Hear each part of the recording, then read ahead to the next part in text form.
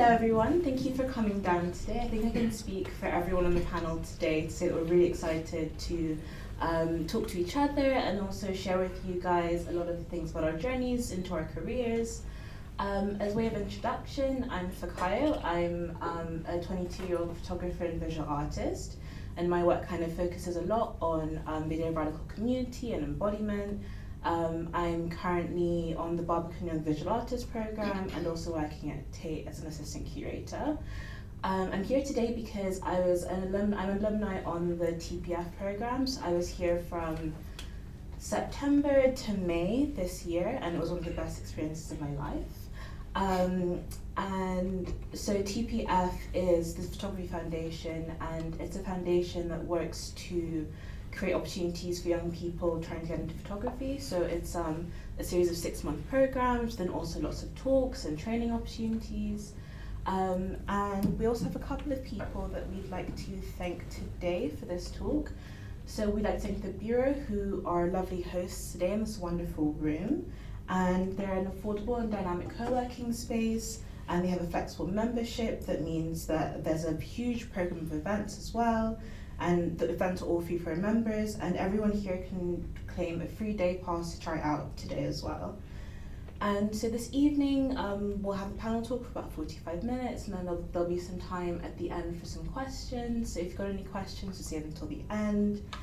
And yeah, I think we'd love to start by just getting each of our lovely panelists to introduce themselves very quickly, and we'll start with Myah. Hey everyone, lovely to see your faces. So my name's Myah, and I am a portrait and documentary photographer.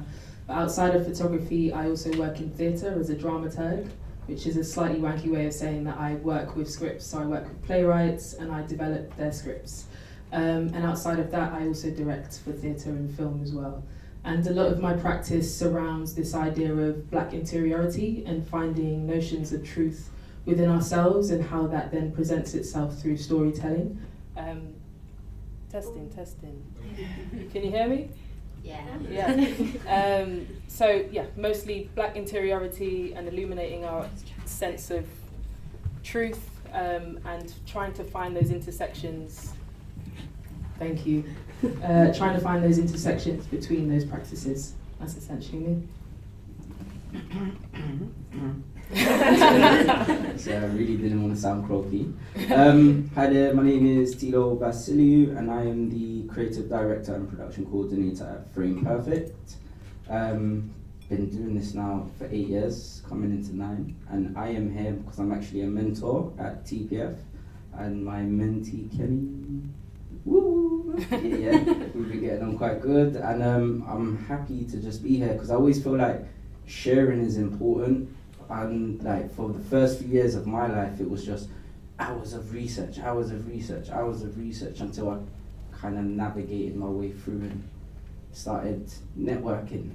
But yeah, so I'm here to share as much as I know, pick my brain, ask questions, no matter how random or small they may be, and hopefully I can share some valuable information. Cool. Hello, I'm Virgilia. I have a creative production company called Gather, and we connect brands and agencies to inclusive shoot teams. Alongside Gather, I run a diversity initiative called The Colour Balance, and we develop Black and POC inclusion in photography. I sort of came to working in my purpose-led roles in diversity and inclusivity because I was an agent, a photographic agent, for about 12 years. And it was really during that time that I began to really tire of seeing the opportunities spread through the same narrow demographic of people. So I really began the Colour Balance 5 years ago to challenge barriers to access. And yeah, 2 years ago, we incorporated Gather. I have a co-founder, and Gather looks at inclusivity on a wider scope. So yeah, I'm also here to share and answer all your questions and any insights that I may have that may be useful. Yeah, thank you guys for that. And it was so great of you, Virgilia, to talk about colour balance as well, because that's been a really important program for me as well in terms of like finding my way through the industry. So I think it'd be really interesting to hear from all of you guys as well. How did you get into your respective careers, and if there are any kind of turning points that you recognise as points at which you're kind of like, oh, I'm kind of making it now as well. Okay. For me, it wasn't planned. I studied building surveying and I got my master's in project management. It was only through a friend of mine who was studying photography who asked me to get involved. And to be honest, I was hooked ever since. It was like I actually casted, I was just doing all the casting, casted all the models, etc. It got to a point where one of his lecturers actually asked me to come in and work with the other students on their assignments, and I was like, I've got my own modules and assignments I need to complete, like, woo! But that for me, in a weird way, was like the penny drop that I should be taking it serious. I've never, for a lecturer to come up to me, and I probably never saw myself in this light, to ask me that was like, yeah, it was shocking. I don't know if that makes sense. It was shocking for me. So since then, I actually started interning. I was just doing interns. I was just dedicating 3 days a week to whatever company that would take me. Then I stumbled into an advertising agency when I came back from uni called Don't Panic. Was there for a little while. And again, for me, it was just like one thing led to another. I talk for England, so if you give me the chance, I'm going to talk to you, and we're going to, through conversation, you establish pathways, connections, networks, etc. And like everything for me was just kind of one foot led another. Even when I was working in New Look, I had a marketing director actually offer me a job on the shop floor. And my manager actually got me, he was like, I'm really upset with me. But yeah, that surprised me. So one day my manager upset me at New Look. I was working in New Look, I can say that. And I was so upset, and I just stumbled down Upper Street somewhere, and I walked past Premier Model Management. And I remember watching it once on a Channel 4 documentary, because I was like, yeah, that's what I want to do, this is it. And I was like, you know what? F it. I'm going to go in there. So I was like, yeah, I'm a bit of a joker as well. I wouldn't say to everyone to try this, but you got to shoot your shot. So I was like, yeah, my agent sent me here. They said I've got to come here for a casting. Sorry, that was so funny. Because they looked at me like, I was like, I'm sure, innit? Who's your agent? I was like, no, I'm only joking. I just want an internship. And they all started laughing. And like, kind of the rest is history. From there, I went from Premier to Name to Established Super, etc. And it was through those journeys, through those experiences, even though I wasn't really getting paid, where I was finding where I wanted to be. I was learning, I was understanding the language, because you can't learn that on the internet, you can't learn that on Google. Call sheets, call times, all these different terminologies. And another thing I would say is collaborate. From uni, I just collaborated with anyone I could, especially if the project was interesting. Not to go on for too long, so yeah, just shoot your shot.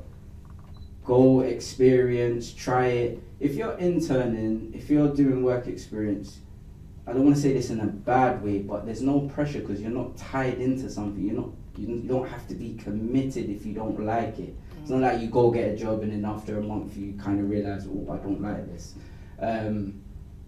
But if you don't try, how do you find yourself? And someone said this to me the other day, even though I'm like not in my 20s. There was like, your 20s is for your years to do trial and error. Just go and do, no what industry. And it's weird because coming from surveying into production coordinating and creative directing, it's like, it's weirdly, it crosses over. Like when you build a house, you gotta check the soil's not contaminated, etc. And you build your shell, you build your foundation. And it's almost like the same kind of blocks when you're doing a shoot, when you're planning a shoot or a production.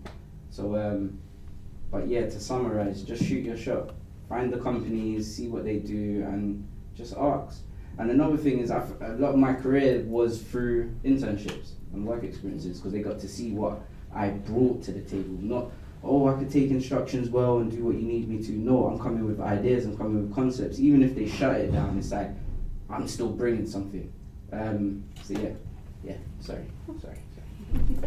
That's so interesting that you say about seeing a show, because I'd actually say the reason that I took my career path was because I saw a Channel 4 show called G Girls, which was the behind the scenes at Glamour magazine, which completely inspired me to become a fashion journalist. So I studied fashion journalism at university, and there were actually a few people on my course that had seen the same programme, and that had led them to apply and take that route too. And I think I, like so many, particularly women, and especially women of colour, I pivoted from fashion journalism because I couldn't see a way that I would become successful in that career path. And I graduated to the financial crash, and I was interning at a bunch of magazines. At one, at lunchtime, someone stood up and literally made half the office redundant in front of me, and I was like, whoa, I'm trying to not be broke. And I was, doing internships like Monday to Friday, working weekend, and I was just like, I want to make some money, if I was honest, and kind of transcend the background that I came from. So I started just taking all and any job interviews, and I'd been for an interview as a photography agent, and they asked me, do you know what you'd be doing, like what kind of, and I was like, no, I don't have a clue. So they told me everything about the job. Suffice to say, not knowing enough about it, I did not get that job, but I got another interview at another photography agency, and they asked me, what do you think you'd be doing? And I literally verbatim quoted everything that I'd learned in the last interview, so kind of fell into being a photography agent, which was really within my wheelhouse, and I really excelled at it and enjoyed it for a very long time. I definitely feel I kind of hit walls with not seeing how I would progress. I became a junior agent, from being an assistant, an agent, a senior agent, director of a photography division, and just never seeing someone that was like me in those top positions. It really made me want to not just be the top position, but make sure that I was holding the door open behind me, and pivot into a role with purpose. So I'd say that would probably be my biggest turning point in just knowing that just the individual success wasn't enough for me. Interestingly, my journey has been, I sort of liken it to a roller coaster. There's peaks and there's troughs. So I studied English at university, and I did a random module, decided to choose a random module in theatre, and that module opened my eyes to the importance of storytelling, mostly within that time, within the context of plays and storytelling on the stage. And during that time, I'd also been gifted my first ever camera by my parents, and so I was snapping away, taking pictures of my friends, whilst also finding this joy in theatre, never thinking that I'd ever sort of pursue photography as a career. But during that point, I was also making my own work, making my work as a sort of actress. I decided that I wanted to be an actress at 19. That dream is well and truly in the bin. It's never going to happen. But whilst I was creating my own work, I met a dramaturg, and it was the first time I'd ever heard that term. And she was working with me on my first ever piece, and she was interrogating the story and asking me, what do you mean by this character? What do you mean by the story arc? And asking me really useful provocations that helped me to develop the piece and helped me to further develop my understanding of how to inhabit characters as an actress at that point. And I remember asking her, I said, how can I do your job? Because it sounds sick. And she took me under her wing. She trained me up. She mentored me. She's still my mentor now, like nearly 8 years later, 9 years. God, I'm getting old. And during that point, I began to really understand the importance of not only storytelling, but finding ways to best enhance a story that can then enable audiences and people to engage with it in a way that felt truthful. So during this time, I was also taking pictures, and I'd decided that I wanted to move to London. I currently at that point was living in Birmingham, doing my university time there. So once I finished uni, moved over here and continued photographing, but now I was photographing events, poetry readings. I also did poetry at that point. You'll never ever hear me do a poem ever again. But I was, photographing poetry readings and music events, and I started to see a link between my understanding of story and how that then correlated to me photographing people and understanding their stories and the things that they were telling through their physicality, through their body language, through their words. And I was viewing all of this through a lens. So then it came to a point where I needed to pay my bills. So the same mentor offered me a job. She knew someone that was working in a theatre and film agency called Casarotto. So there they basically represent really huge film directors and writers. So they represent people like Steve McQueen and those sorts of guys. And I knew nothing about the industry, the film industry, the theatre industry. So I went on as an intern, and there I started to understand the ecology of what it means to tell stories, within that framework. I was like a runner, I was making tea, I was making coffees, I was reading scripts, just voraciously reading scripts. And there I realized that actually there's a lane for me to be an artist, not to just sort of serve others with their art, but to also find my own direction as an artist.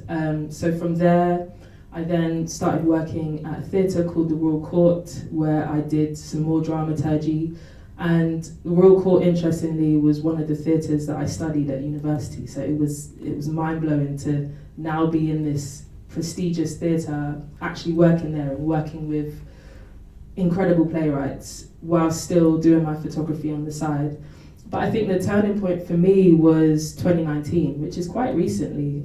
So that was the year that I started working at the court, but also the year where I won a prize called the Portrait of Britain Prize. I just randomly on a whim sent an image in, and it won. And it was crazy for me to think that now the work that I've been doing, sort of silently, taking pictures of my friends, taking pictures of people at poetry readings, now it's being viewed on a even bigger platform than I could have ever imagined. The image was, I remember it was at Euston Station, and aunties, right? It wasn't my actual auntie, but some auntie took a picture of my image and sent it to my mum.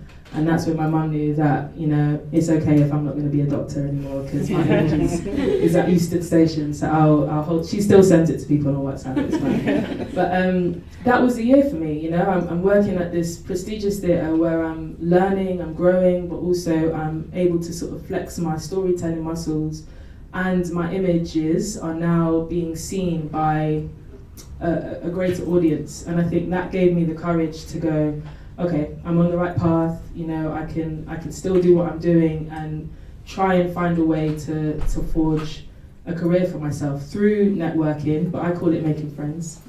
You make friends, man, and I think that helped me to continue get the ball rolling. So that's in a nutshell, I guess, how I'm sitting here with you guys.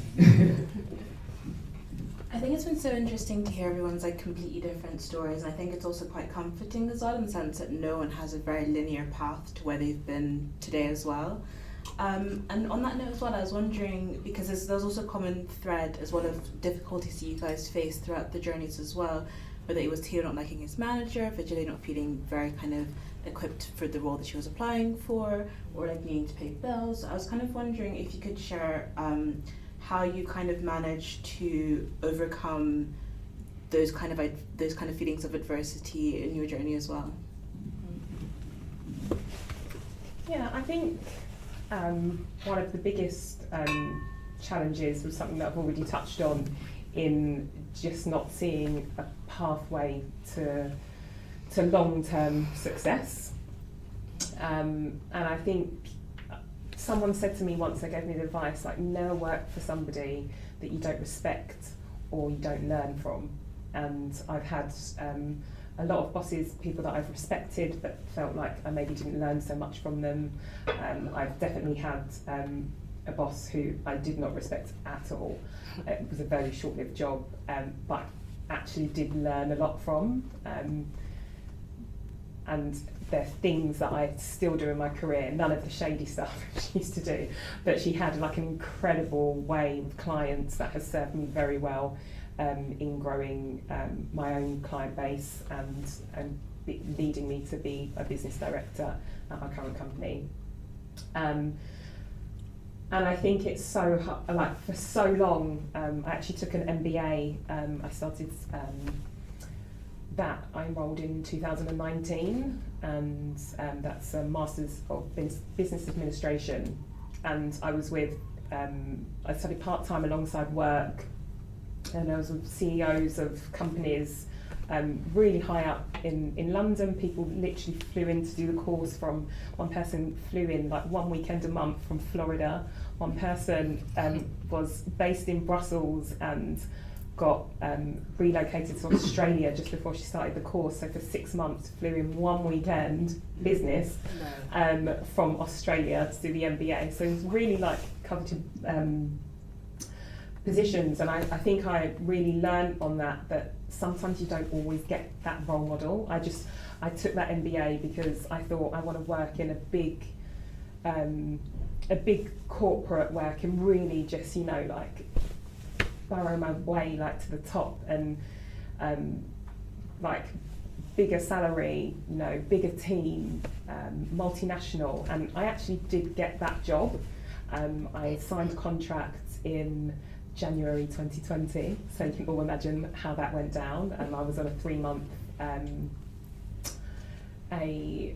notice period, so by the time I had finished my notice, the world had descended into COVID chaos, and they withdrew my contract. So I had handed in my notice at my old job. I didn't have a new job to go to, and no one was hiring because it was March 2020. So that was one of the biggest challenges. And not only had I just lost my old job, but I'd lost a new, what I perceived, dream job. And I look back in it now and I think, thank God, I never would have started my own business. That role would never have brought me success. Or it may have brought me success, but it wouldn't have brought me happiness. And I know that now because it was just, I know it was my path to end up fully dedicating my time to working in purpose, because I'd run the counterbalance for 3 years at that point. So yeah, the biggest challenge that I saw was, or the biggest struggle that I had, was not having someone that I just saw. I've always, like you say, like having a mentor. I was like, oh, where is that person that's just going to take me under their wing? And I never really found that. But I hope that I have or can be that for people in my network. So I always try, and if I can't have that, be that. So yeah, that's one of my challenges. I think it'll be interesting to move on to that point as well about community and finding community. And I was wondering, I guess, Myah and Teelo, you guys can take this question about what community looks like to you and how you've kind of managed to find your community in London as well. Want me to go? Yeah. Pass the mic. I feel like a rapper with this thing.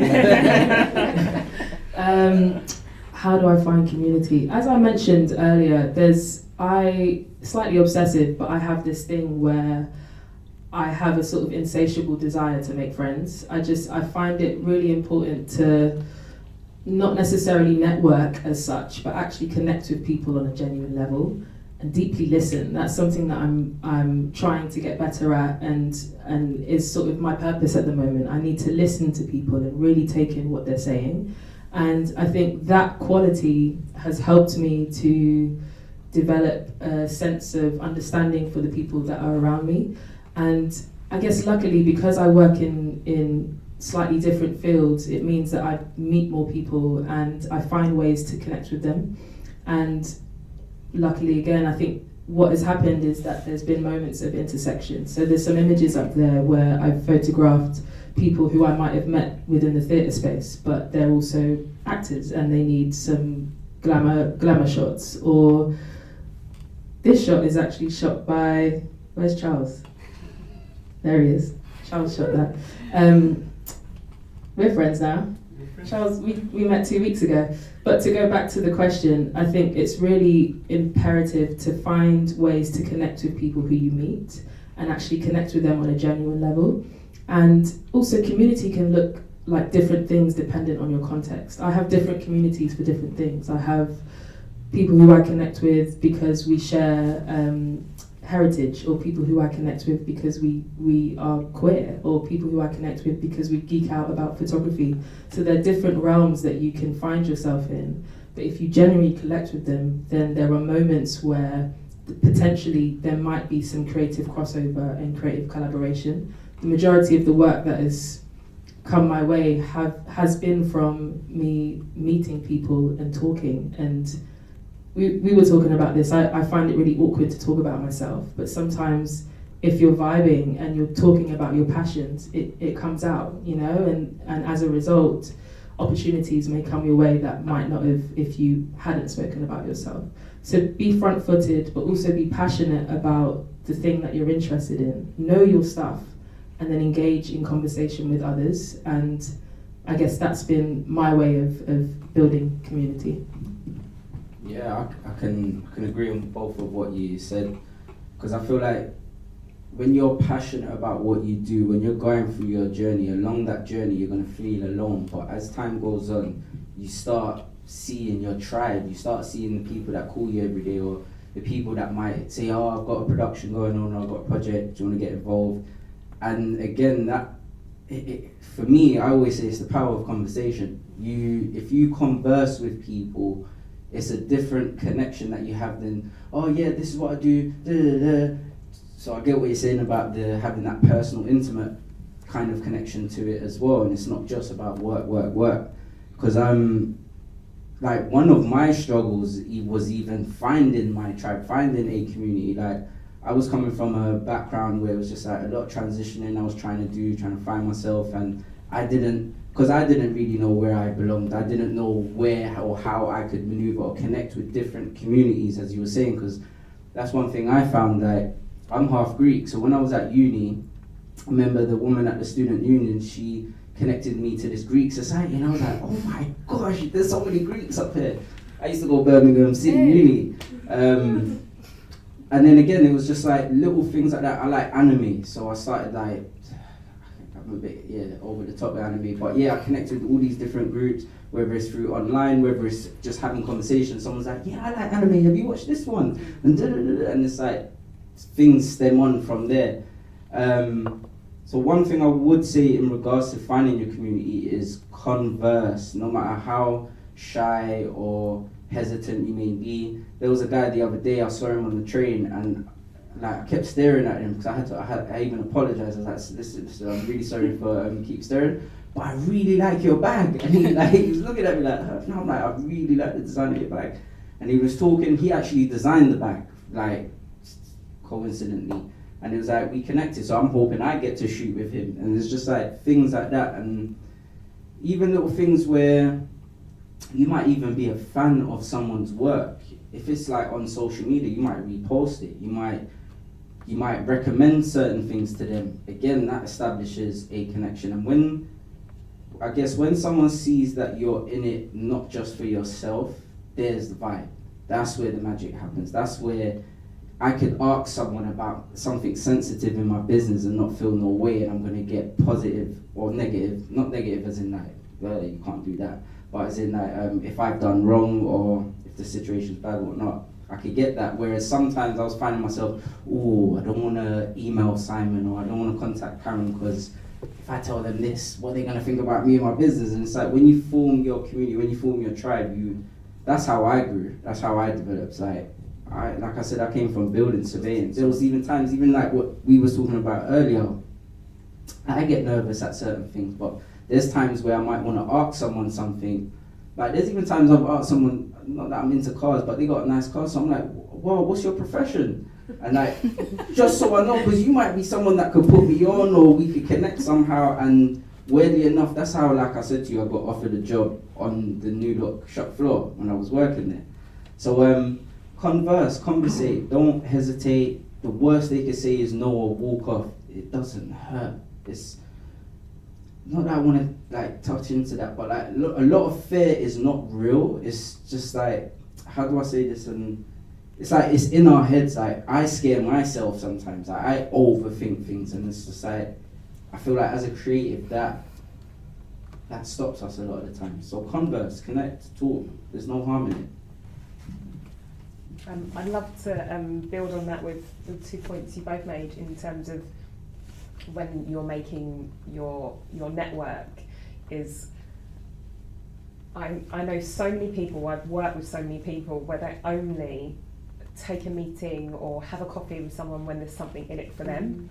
And I have found it so valuable, like the amount of meetings that I've just taken because I know it will be good for the other person. And that has paid me back in spades. Like I can't even say, like the amount of times that when I started the colour balance, I was just consulting with photographers for free because I had a knowledge, they needed that. And then now it's like my whole business, and when my whole job is connecting brands to inclusive shoot teams. So they are all the people that I did all those meetings for nothing. And I think it's like the biggest shame when people can only take a meeting or go out of their way to do something when there's something in it for them. So I'd say that is, and the amount of meetings I probably had that didn't lead to anything, but there's no, exactly what you say, there's no harm done. No. So one more point, literally as well, and when, I know we're all kind of finding ourselves, but when you know what you do and you believe in what you do and you're confident about what you do, that is what you bring to the table. So whenever you're conversing with everyone, because you said something there that just ping, know your worth, know what you do and be confident in it, because that's what you bring to the table. When I got my first big production with Urban Outfitters, it wasn't like, oh, hi, this is what we do, can we work for you? It was like, no, this is the concept we developed, this is how we relate it to your brand, this is what we're going to do. And like before you know it, they said yes, and I wasn't really ready, but yeah, be confident, know what you bring to the table. Sorry. So yeah, I think it's been so wonderful to hear about networking, or well, not even networking, just like kind of like making friends and making connections in such an authentic way, because I feel like a lot of the time what gets pushed to you, this narrative of like you just need to collect as many people as you can, but it's so important that you guys are kind of talking about just kind of feeling your way intuitively through the industry and kind of just like being open to connection as well. Mm-hmm. And so you guys mentioned a lot about how your communities have helped you with your projects, but then is there anything else that you kind of have a checklist for once you're starting on a new project? I definitely have a checklist. Yeah, thank you for the mic. I've got a checklist for sure. When projects come in my inbox, a lot of the questions that I ask myself, firstly is, what's the fee? What are they offering? But also, does it scare me? Does it excite me? Is it going to challenge me? And those three main questions enable me to decide whether I'm going to take it or not. Because you can't grow unless you're pushed out of your comfort zone. If you stay within that space of, so that's why the big project, the Urban Outfitters project, even though it scared you, I can imagine it pushed you, right? You have to step out of your comfort zone. So be ready for it, and even if you're not ready, then you will be ready just by virtue of doing it. So they're the main ones. But then also, if it's not paying, if the fee's not looking right, is it that actually I want to engage with this artist because it's just an artist that's gotten in touch with me rather than a big organisation? Do I vibe with their work? Do I want to align myself with their ethos? Does their ethos align with mine? Does it match my integrity? So it's, think of yourself as an artist, but that your artistry is deeply embedded and intertwined with who you are as a person. I am my art and my art is me. So every decision that I make is based off of whether it actually aligns with my core values of who I am. But yeah, I think the main point is push yourself out of your comfort zone, and if it's going to challenge you, that's a bloody great thing. Yeah, I would say I approach projects as running a creative production company from a completely different eye, because we are a business, and I see myself first and foremost with a business mind rather than a creative. So when a project lands on my lap at Gather, one of the first questions we ask ourselves is where do we have the opportunity to include underrepresented groups in the industry, because that is the primary focus of our agency. And there is a responsibility in saying that this is what we do to actually do that, because so many people, they will dress up inclusion and be like, yeah, we had like 10 runners who were like from underrepresented groups, but like I really have to think about like how we're progressing, you know, the industry across every department. So this was a shoot for Netflix, the Jay-Z co-produced film, The Harder They Fall, and it had a predominantly black cast, and we try and mirror in front of the camera whatever happened in front of the camera, whatever's happening in front of the camera behind the lens. So in that instance, we had a predominantly black, I think 90% of the crew came from the black or POC community. Equally, there's a image up here, a recent project for Headspace, where we made in-app content to launch of this one here, new women's health content, where it was like women talking openly and frankly about sex in a way that we don't really see. So we brought together like an entirely female crew of 56 from Sparks and Gaffers, and just roles that you don't typically see women in behind the lens. And so, yeah, we're always thinking continuously of that mindset, you know, it has to work from a business point of view, but like, where can we really challenge people to do better when they say, oh yeah, there's just not enough, you know, women in the industry, there's just not enough people at this level. Well, the majority of, well, all of our shoots just prove that is not true. For me, it's number one on my list is be prepared to say no.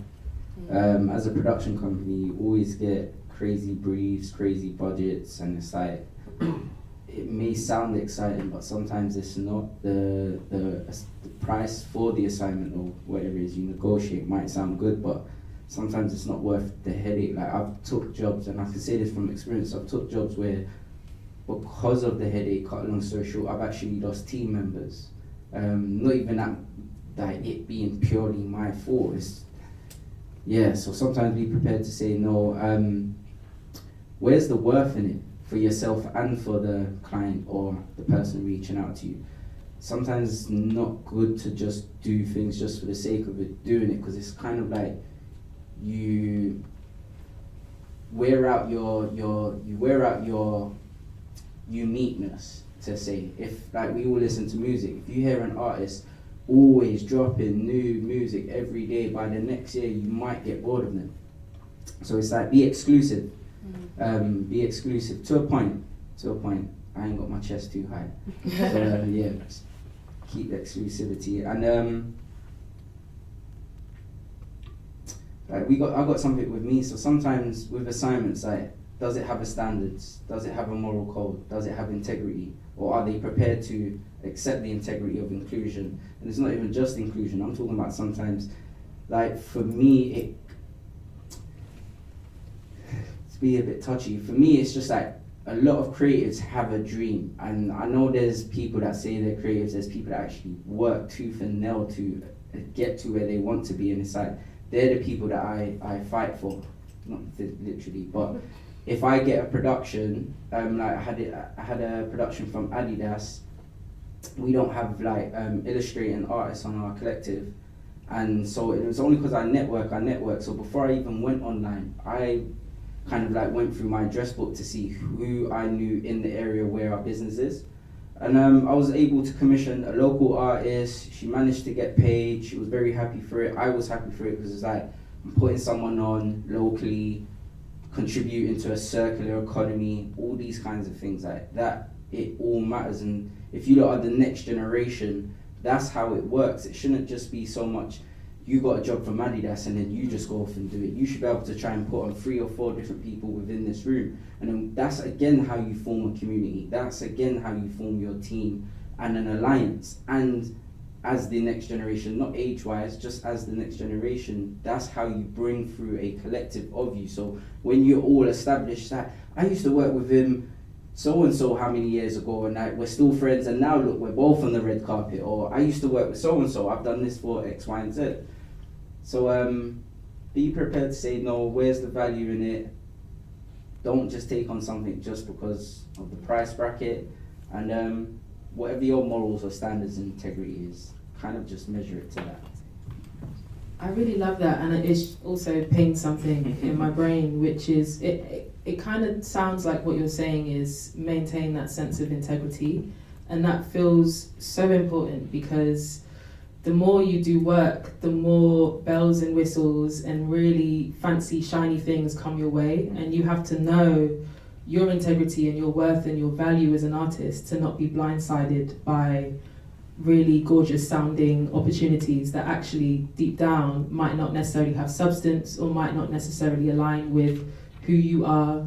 I'm going to share something. I remember a year ago I was approached to by a company to put on my debut solo show, right? It sounded amazing, you know.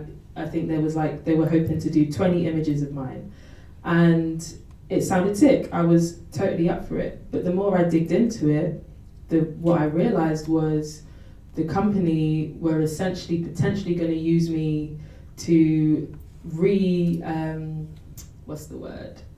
to be the face of the company, because the company had come under fire because they were essentially an ex-plantation, basically the money that they had, the money that they were built on was off the back of slavery, and it had come out and it was this huge thing. So their way of pushing past that was to potentially use a black artist to be the face of that. And I said no, because it suited my integrity. And back to the community thing, I remember speaking to some other black photographers about it, and sure enough, they had also been in touch with them to potentially debut their solo show. But all of that's some tea, man. But all of that to say, maintain your sense of integrity and don't be blindsided by the bells and whistles. Know exactly who you are and what you stand for. And if it doesn't connect, then it's a no. Yeah, I think just to add on that, I've definitely experienced that in agencies. And you know, when you talk about like losing staff over things like that, I worked for an agency, and one of the first conversations we had when I started was, oh, you know, there's just things we don't touch. We don't touch cigarettes, we don't touch gambling. And there was a particular period when the roster had just been losing job after job, and the income had taken a massive hit, and this cigarette campaign came in for like B&H, whatever that stands for.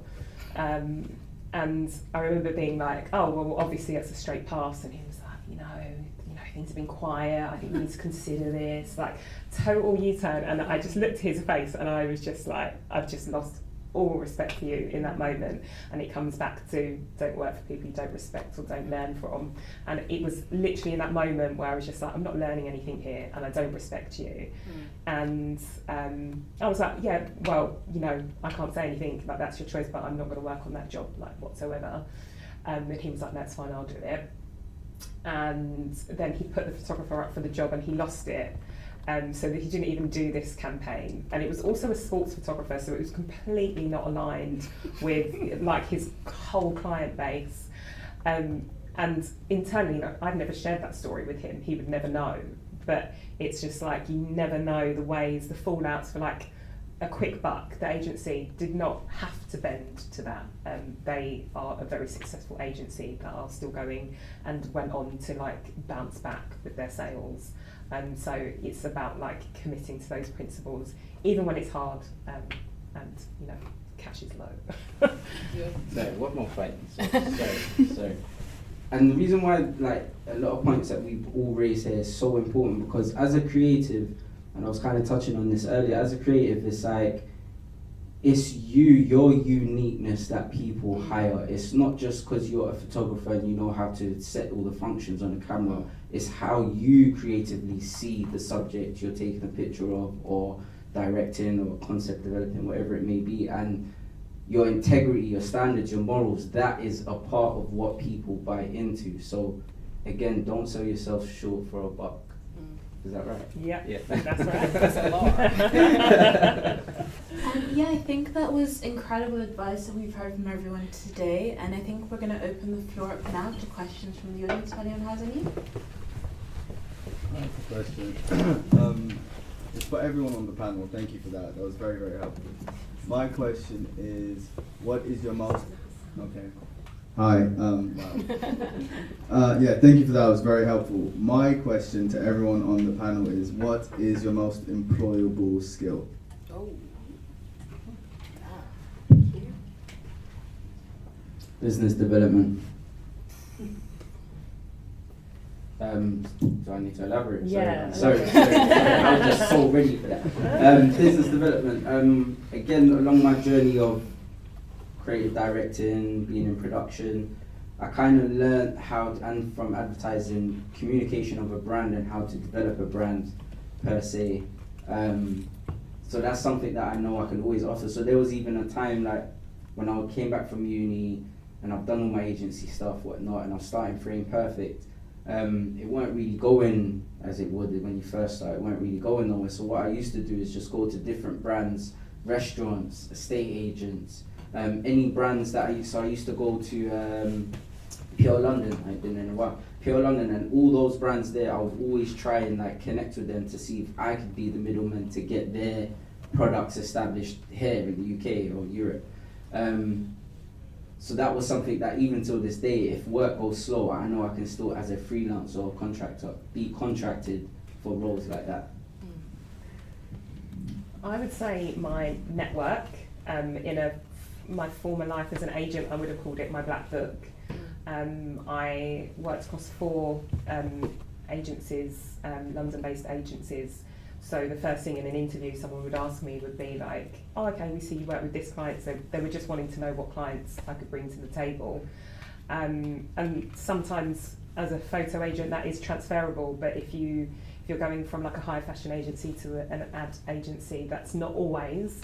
But it was always like a valuable thing. So my value was in my contacts and my clients. But it's really interesting now because I expand that to my network and not my black book, because it's about the clients that I can reach now, because I have to get business for my company. But it's reverse, like who can I connect them to, because that is my job now, connecting brands to inclusive shoot teams. So if I didn't work that both ways, I would have less value. I would say for me, my project management, because I do tend to have a lot going on at one time, and because I did a lot of art while I was in uni, and even while I was after graduating uni, I was doing multiple programs at the same time, and that's been really useful in kind of working as well, because it means that when I'm working in somewhere that has a lot of different streams going on at the same time, it's kind of, I'm used to being able to manage everything at the same time. You know what, when you asked that question, the first word that popped in my brain was vibes. That is valuable. Genuinely priceless. No, but I think it's actually my multidisciplinary artistry to be able to, so if for instance in my inbox is someone's looking for a dramaturg, they're not just looking for a dramaturg with me, they might be looking for someone who also has a visual eye, or who can also do the dramaturgy through a lens of directing. Or if a photography job comes in, maybe they're looking for a bit more storytelling within it rather than actually just pointing and shooting. So I think my ability to blend my different practices means that, yeah, it's quite unique in a sense. So that's been a really useful and employable skill that I've clocked very recently. Can I just give a shout out to your first answer though, because vibe is so important. That is cultural currency. Facts. Because, you know, even like photographers when they're on shoots, like back in the day when I didn't always used to go on the shoots, I'd be like, make sure you put the music on, make sure you have those playlists ready, make sure, you know, like vibes it goes such a long way. Like so many successful photographers that I know, it's because they've got the right team. You don't want some like moody assistant that like can't be bothered. You want someone that's personable. Like vibes, like it's very undervalued. So I'm run with that. It's a good, it's a strong answer. And also really quickly, I'd just say that when I'm doing shoots, my camera is the last thing that I pull out. I really take time to actually engage with people, have conversations. As you realise, I like to chat to people. So that's the first thing. And then when the time feels right, the camera's out. That's it from me, mic drop. Were there any other questions? Don't be shy. I have another question, if there's no more questions. Hi, so you're all really successful in your own ways, but I'm just wondering, like, how would you individually like measure success, and what does success mean to you? I'd love to take this one. Oh, yeah. A friend of mine that works as a music producer said this to me once. He said, if you can make your living from your passion, as in your full-time job can pay your bills, that's success.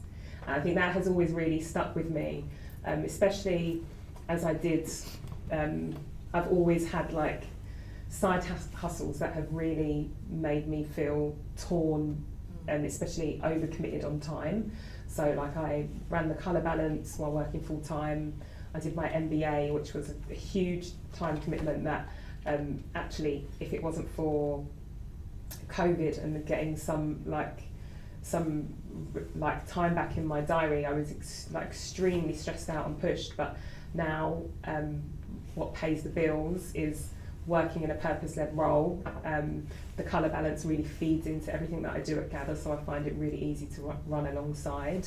And yeah, I've got like a life back outside of work, so I feel like that is success to me, which is a very different answer than like 21-year-old, or even like 21 years old. I was still like living at home and just very keen. Like I grew up in London, so I was like, oh, it's silly to like move out when I go to uni and stuff. So it would have been like cars and a big house and, you know, all those things, but being able to like make my living off my full-time job is success to me. Probably like the wrong person to ask. I'm the hardest person. I'm like so hard on myself. But I agree exactly with what you say, because I've been paying my bills for a good few years, even through my dry spells. But for me, I got a wish list, so I guess I don't want to like base my whole success on this, but for me, until I kind of shoot for certain brands that I've got on my wish list, because I look at it as like, if I aim for the moon, at least if I miss, I'm amongst the stars kind of thing. And for me, it allows me not to be comfortable, not to get too complacent, even though my missus and my family always tell me to take a chill pill sometimes. How do I measure that? I don't know. But I've got some good accolades, and the reason why actually, this is maybe something that I should share with everyone, because I'm so hard on myself like that. I don't notice I work for Adidas. I did something for BMW not too long ago. I've shoot with Apu Jan, I've done a few things with Molly Goddard, I've even Bianca Saunders. Like there's so much different things, even going back, getting out Urban Outfitters. Like some of the things I have done, I'm like, I even got to remind myself. So don't be too hard on yourself, because I feel like to measure success, it's all about what you're satisfied with. You get to pay your bills, you get to do something you love, you get to travel. I remember I went Paris Fashion Week for the first time. I'm in a Vivienne Westwood after party sitting next to Pamela Anderson, not knowing, thinking, why does everyone keep coming around here like that? And everyone's telling you to put your phones down. So she's dancing in the crowd and the model I'm with is like, oh my gosh, did you see she kissed me? And it's like all those experiences, like it was raining. Imagine I didn't have no hotel.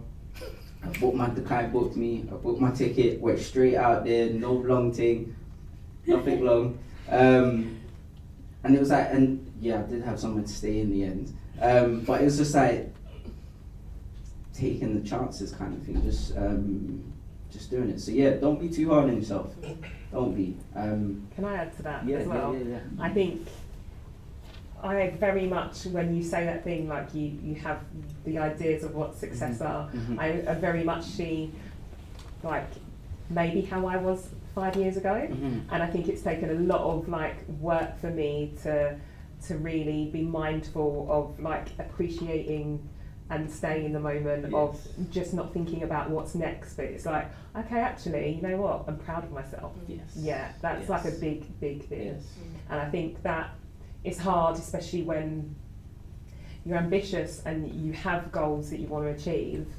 It's like very easy when you're starting to keep that mindset even when you are achieving things that like younger you would have dreamed of. So I think that's like a big thing to like recognise when like the successes come.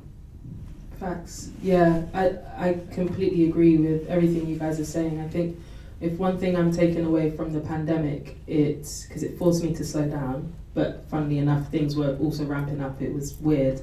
But what I learned, or was forced to learn, is that gratitude is a must. Coffee said it, bruv. Like you've really got to be grateful for the blessings that are coming into your life. And I think for a long time I'd take for granted all of these incredible things that were happening because I was just on a train, man. I was like, there's a destination and I need to go. And all of these incredible things were happening and I wasn't giving myself the time and the space to be grateful for it. So slowing down and having a sense of gratitude, but also for me, success is being proud of the thing that I've made and also being proud of the process of it. It's not just about the product, it's about taking time and being proud of that process of creating, of making. It's a blessing to be able to create, to make. I see it as, I'm not religious, but I see it as such a divine link between us and whatever is there, because the process of making is such a gorgeous thing and we can't take it for granted. Funnily enough, this is going to be a small flex, but there's an image up there, and last month it was in Vogue, and about 5 years ago I would have been madded out by that, right? But there was still a moment of me going, okay, well I've still got so much more to achieve, and I had to stop and go, you're in Vogue, Myah. Like three years ago, aunties were taking pictures of an image in Euston, and now it's, it's so. Give yourself the time to be grateful and be blessed by the things that you can create, because it's such a divine thing to be able to do. I think that is a beautiful note on which to end this talk. I'd like to thank all of you guys for coming in and just sharing your thoughts and just being so candid about the whole process as well. So thank you guys all so much for coming. Sorry, one more thing. Sorry, my bad. I don't know if everyone can relate to this, but as a creative, I always find like when I speak to other creatives, we all have a lot of insecurities.